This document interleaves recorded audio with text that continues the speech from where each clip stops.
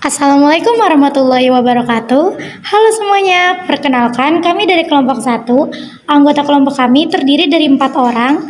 Yang pertama dengan saya sendiri, Ika Nurjana. Yang kedua ada Arina Manasikana. Yang ketiga ada Maritza Khairunisa. Dan yang keempat ada Tri Novitasari. Nah, teman-teman ada yang tahu nggak sih apa yang dimaksud dengan teks anekdot? Anekdot merupakan cerita singkat yang menarik karena lucu dan mengesankan. Biasanya mengenai orang penting atau terkenal dan berdasarkan kejadian yang sebenarnya. Peristiwa atau kejadian ini kemudian dijadikan dasar cerita lucu dengan menambahkan unsur rekaan. Anekdot juga mengungkapkan suatu kebenaran yang lebih umum daripada kisah singkat itu sendiri. Teks anekdot tidak hanya berbentuk teks monolog, namun dapat pula berupa berbentuk cerita maupun dialog singkat antar tokoh yang memberikan kesan humor, amanat, pesan moral, hingga kebenaran. Selanjutnya, struktur teks anekdot. Yang pertama, orientasi. Orientasi merupakan bagian anekdot yang berisi pengenalan kondisi atau karakter tokoh, penggambaran hal-hal terkait dengan apa, kapan, di mana, siapa, mengapa, bagaimana, dan gambaran tentang masalah yang akan dihadapi tokoh. Yang kedua ada komplikasi. Komplikasi berisi masalah yang dihadapi tokoh. Komika akan menyampaikan puncak cerita yang mengundang tawa sekaligus kritikan terhadap topik yang sedang diangkat. Yang ketiga ada evaluasi. Evaluasi atau koda berisi komentar terhadap isi atau pesan dari fenomena yang telah diceritakan. Koda merupakan penutup teks yang menyatakan akhir dari cerita. Selanjutnya ada mengidentifikasi teks anekdot. Teks anekdot memiliki ciri-ciri yaitu yang pertama ada teks anekdot bersifat humor atau lelucon, serta berisikan kisah lucu atau bualan. Yang kedua ada bersifat menggelitik, yakni membuat pendengar, pembaca, atau pemirsa terhibur.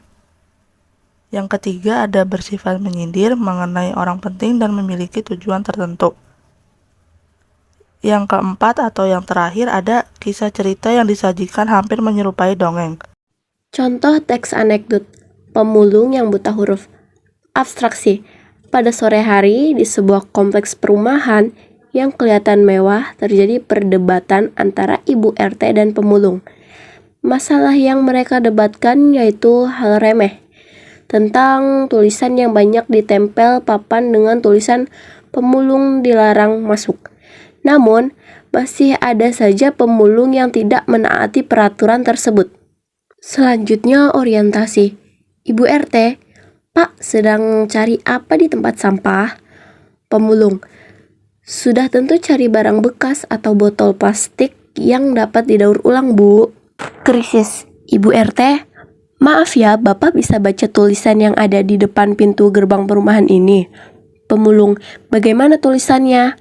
Ibu RT, di papan itu tertulis pemulung dilarang masuk. Kenapa Bapak nekat masuk di perumahan ini? Reaksi.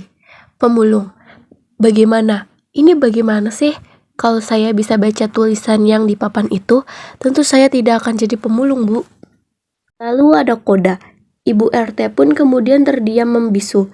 Ibu RT berpikir bahwa jawaban pemulung itu ada benarnya juga.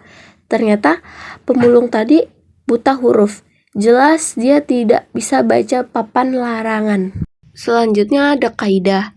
Yang pertama menggunakan pertanyaan teoretika atau kalimat pertanyaan yang tidak membutuhkan jawaban. Kedua, menggunakan konjungsi waktu seperti kemudian, setelah itu, lalu. Tiga, menggunakan kalimat yang menyatakan peristiwa masa lalu. 4. Menggunakan kalimat perintah dan kalimat seru.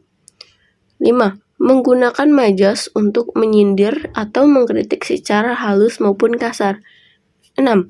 Menggunakan kata kerja, verbal, material.